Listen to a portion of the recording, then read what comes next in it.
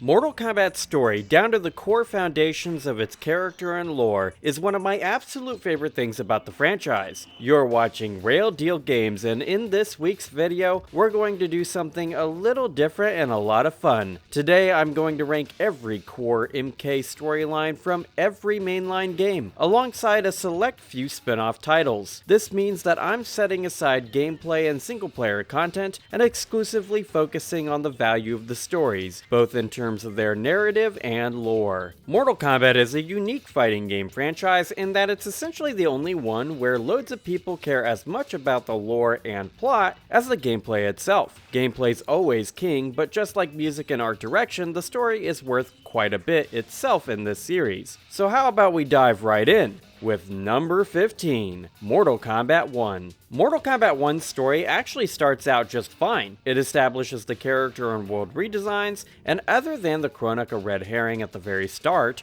with snake oil salesman Shang Tsung, the terrible Hourglass arc seems to be left behind. That's what NRS should have done, but that's not what they did. I speculate it's because they wanted the franchise to be compatible lore-wise with a live service model, but the story quickly devolves into a pretty typical and tired archetypal multiverse convergence story. This is bad enough on its own, but what's worse is the way the three acts of the campaign are structured. You see, each third of the story is designed as a reference to one of the games from the 6th generation trilogy. The game starts out by setting up the deadly alliance of Shang Tsung and Quan Chi, just like the namesake of the 5th game. The middle part of the story focuses on the Dragon King's mummified army and the deception of Damashi, just like the 6th game. And finally, the last act seeks to recreate the Pyramid of Argus battle scene from Armageddon. In each case, Mortal Kombat 1 fails to pay homage to the 3D era, and instead it really just feels like they spit in the face of the fans. In addition to this, the 3D era characters are remixed in ways that make them completely alien to their original iteration. There's a way to remix old characters that's good, and things like Titan Havoc, which is a complete travesty, just aren't it. I kept hoping the story would go to good places, that NRS would use things like the Kamidogu to fix the Hourglass issues with the franchise's narrative. Alas, this isn't what Mortal Kombat 1 would be, and I really, truly hope that MK13 cleans up the series. There's ideas present in MK1 that are interesting and I'd like to see expanded upon, but the characters, plot, and lore are all things that need to be reworked again. Some scenes, such as Kitana's and Liu Kang's kiss, are genuinely nice additions to the series, and there's a nugget of interesting ideas present in the endings that could create a good story, such as General Shao's rebellion and the reintroduction of Shujinko and Onaga. Whether NRS can piece something great together, something befitting the quality of MK stories and lore of the past, remains to be seen. I'll hold on to hope at least. Number 14, Special Forces. This is here as a barometer to show just how bad the story of MK1 really is. Special Forces' story is terrible, but at least it's not a spit in the face of the fans, not in the same way MK1 is at least. That's one thing it has over it, and honestly it is possible that as the sting of Chaos Reigns begins to wear off that I ultimately change my ranking and put this at the bottom. It's just really hard to be lower than MK1's writing and lore in my esteem at this time. Number 13, versus DC. Crossover stories are hard to write, and I do empathize with the writers of this game in that regard. How are you supposed to write a compelling and interesting narrative around Mortal Kombat and DC superheroes and villains coming into conflict? Smooshing Shao Kahn and Darkseid together into Dark Kahn isn't the worst idea for getting the two franchises to unify against one single villain, but the combat rage should have been implemented in a stronger way. As a spin-off, it may not be great story-wise, but I also didn't expect something that would reach the heights of the best stories within MK. To me, crossover stories just need to justify the framing of their selling point well enough to get the player invested in the gameplay, and Mortal Kombat vs. DC is pretty close to getting there. It's an idea I wouldn't hate if they revisited as a spin-off in the future, but if they did, they'd have to be able to go with a full M rating. Fun spin-off continuities are good for franchises from time to time because it allows writers to kill off whomever they want and try out different framing devices for every character. The experimentation possibility abilities are what vs. DC really fails to capitalize on, and while that's a shame, it's not something I'm super sad about because it's not like I ever had high expectations. Number 12, Mortal Kombat 1992. 1992's Mortal Kombat does okay with its story. It's the first game in the franchise, so there's lots of things about the story of this game that would get retconned and further developed in Mortal Kombat 2 and Mythologies Sub-Zero. Some aspects of the story in this game that are interesting to look back upon retrospectively are the focus on the balancing of the Furies in several endings, control of the tournament, and Raiden being ambivalent to the conflict of mortals. Each of these aspects are things that would either get reworked or changed completely in future endings, and the fact that Tobias put this much effort into the writing of this game really shows he had a vision for future games in mind. He would shift his ideas around at some point over the course of the year between the first game and its sequel, but that's okay. When they were making this game, it's not like they knew they had a sequel in the bag, and most video games with sequels have to retcon things as their franchises grow in complexity. I've written several book manuscripts, all of which are unpublished, and I can tell you firsthand that the idea I had for these stories was not what I ended up with by the end. There's a lot that shifted and changed as I added and cut ideas, and considering the tight deadlines for the first few Mortal Kombat games, I really can see Tobias's creative vision contort and change as he solidified ideas regarding MK's narrative, plot, and lore. That being said, the changes he made were all net positives in my book, and I really can't put this one higher in part because of that. Number 11,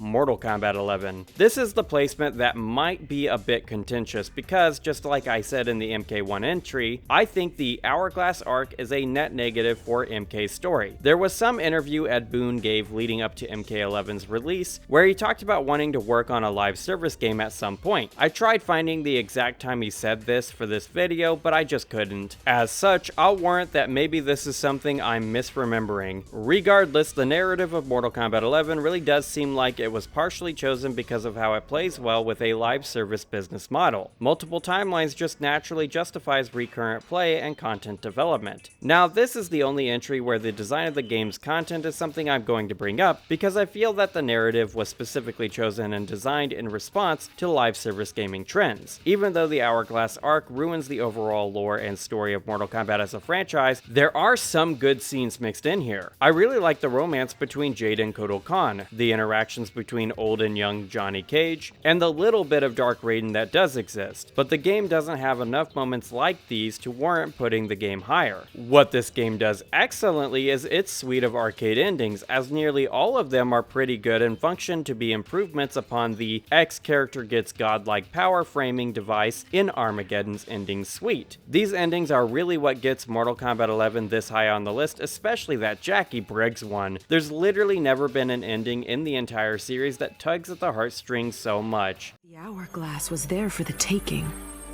and I could think of only one thing. Dad. Killed. Made a revenant. Resurrected. Since coming back, Dad's never forgotten the things he did for Quan Chi. I thought with the Hourglass, I could fix all that. And I can. Dad won't die in that massacre. He'll never be a revenant. But turns out, what my guts told me since the start of all of this is true. Dad and Mom got together when he was in treatment. He doesn't suffer. They don't meet. And I'll never be born.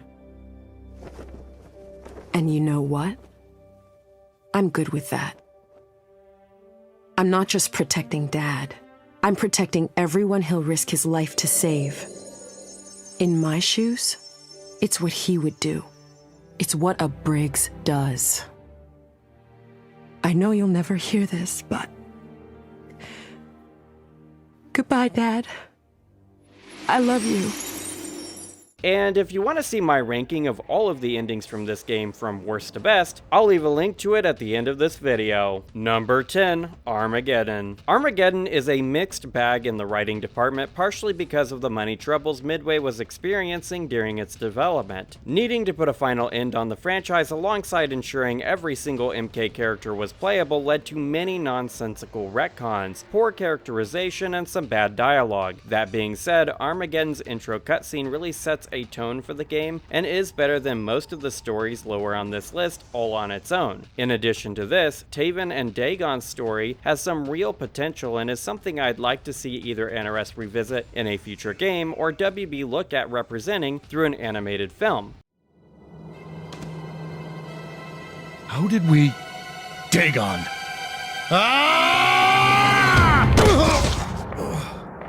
You used to be faster than me. Last time we raced through Father's temple, I believe you won. Seems like only yesterday. It was yesterday. I suppose it was. For you. But I was awakened prematurely. Over the millennia, I've grown much faster, much stronger. This time, my victory is assured. The only thing that is assured is that you will pay for killing Mother and Father. So you know. Yes, I killed them. I had to. Lord Shinnok warned me that they had decided to assist you. You killed them over the prize? With the very weapons Father gave us to use against Blaze. And now I will use them to destroy you.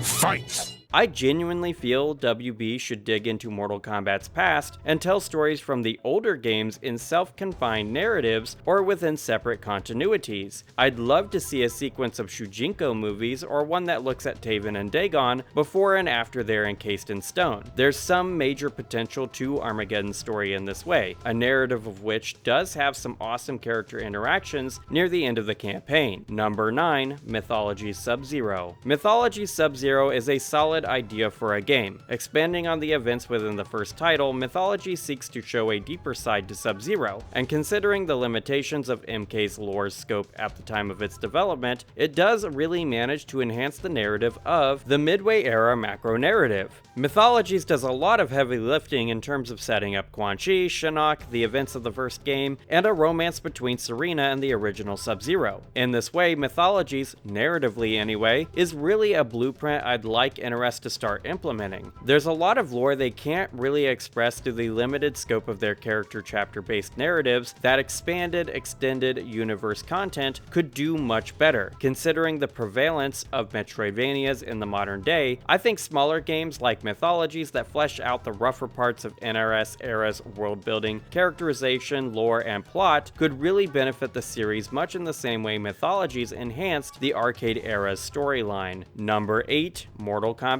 X. The big issue with Mortal Kombat X's narrative is how it runs with the cliffhanger established at the end of MK9. Via the marketing in that cliffhanger, Shinnok is established as being the main villain of MKX, and while he technically still is, he needed to be more present, like Shao Kahn is in MK9. As is, he's trapped within the first hour of the story, and he gets free again right at the end, which is just kind of a lame usage of his character and his place in the arcade era storyline in my mind. Now, the reason NRS did this is clearly to provide more space and time for the new characters to shine, which they are kind of 50-50 on delivering. Kotal Kahn, the Combat Kids, and D'Vorah each get their time in the sun, but others like Farah Tor and Aaron Black get like zero development in this game, which is a shame because they have cool character designs. One big criticism I've seen of MKX's story is the way Shinnok is defeated by both Johnny Cage and Cassie Cage. Now, I've never personally seen this as an issue because it is something that is foreshadowed in Mortal Kombat 9 via Cage's arcade ending. However, I do think there needed to be more development of their family's legacy. Not everyone earned the arcade ending for every single character in MK9, and while that's an important step to take in terms of understanding the broader MK lore most times, it is something NRS needed to explain at the start or otherwise at some point in MKX's campaign. If I were the writer and I had to create the same sort of plot, I would have expanded on the Shinnok threat, showing what it was like before his rise to power and afterward, setting up the Cage family power back to its Mediterranean cult roots. Based on the MK9 ending, he's supposed to have uncontrollable explosions of destruction caused by this power, and starting out with a subplot of him learning to control that not only would have provided the story with a perfect opportunity to see the Order Realm Sado, but it also would have eliminated the Deus Ex Machina nature of this power in his conflict with Shinnok, and this is even before we mention how this would be a way better way of explaining his character growth between the two games. games. Then, Cassie could start to exhibit the same symptoms near the end of the game, using her unfiltered and untrained power to defeat the enhanced Jinsei-infused Shinnok.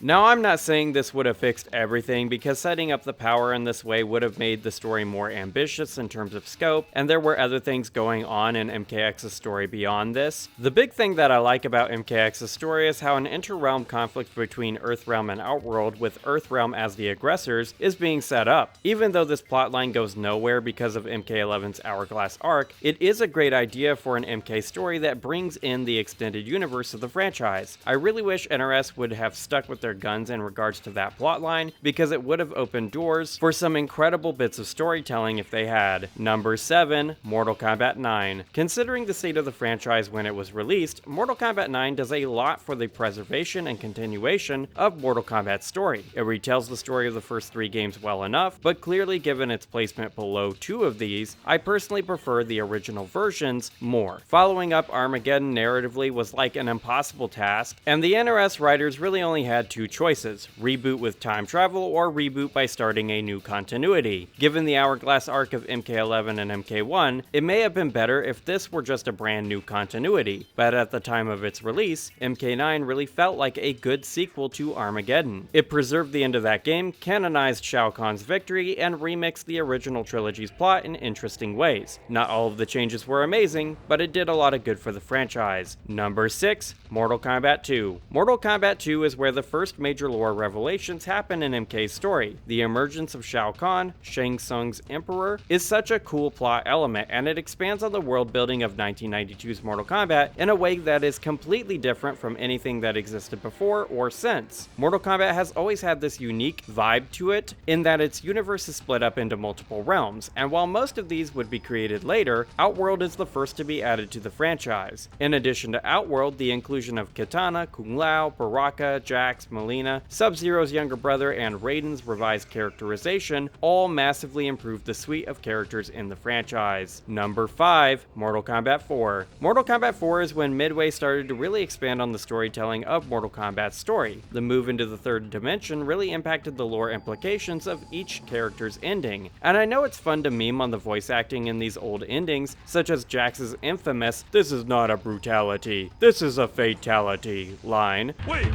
this is brutality! You can't do it! Wrong, Jarek. This is not a brutality. This is a fatality.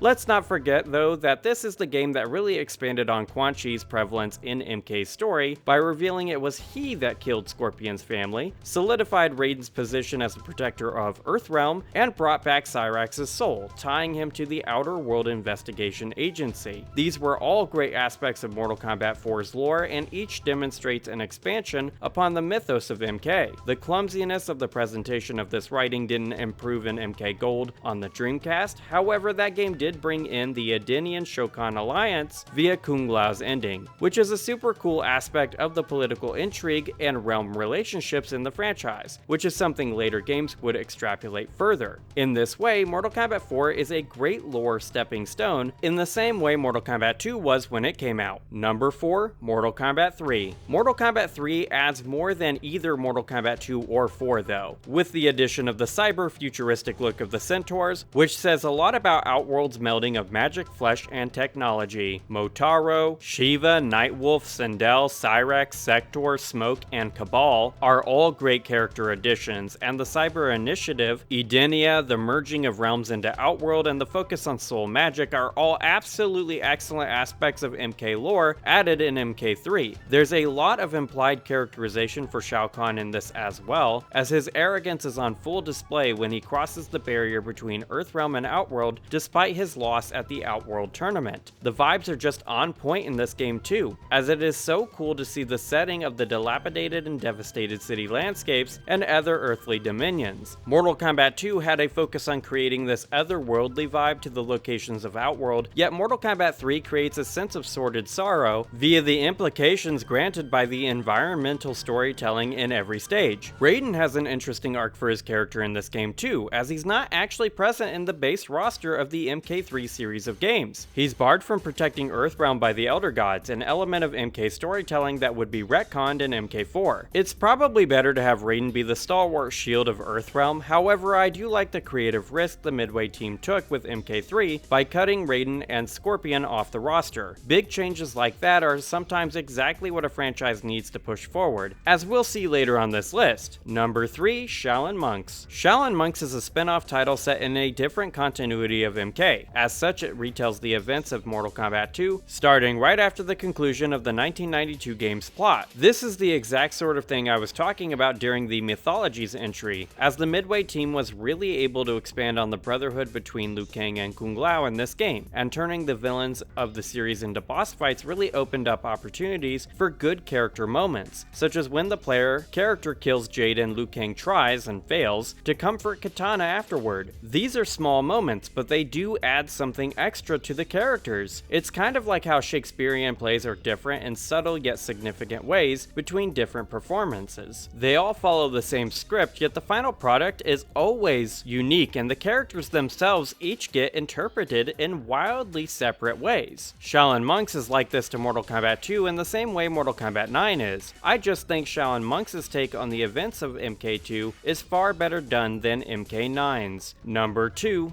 Deadly Alliance. There's a wide berth between the top 2 entries on this list and the ones beneath. Mortal Kombat Deadly Alliance starts with an absolute bang by having the titular Deadly Alliance kill both Shao Kahn and Liu Kang, the 2 most canonically powerful characters in the franchise. Afterwards, they begin to use Shinnok's amulet and Shang Tsung's mastery of soul magic to resurrect the mummified army of the Dragon King. This core framework for the narrative of this game is genius, and the game benefits from some simply excellent side stories as well. Reptile being the forced incubant for the Dragon King, Nitara separating her realm from Outworld, Li Mei nearly losing her soul to the Deadly Alliance, and Scorpion being tossed into the Soulnado are such important events in Midway's Mortal Kombat story, and they all come from this game. In addition to this, Frost, Kenshi, Bo' Raicho, Li Mei, Moloch, and Draman are all nice additions to MK's cast. Honestly, Deadly Alliance was crazy close to being my number 1 pick for this video, and it would have been if its direct sequel didn't take what it established and push it to the next level.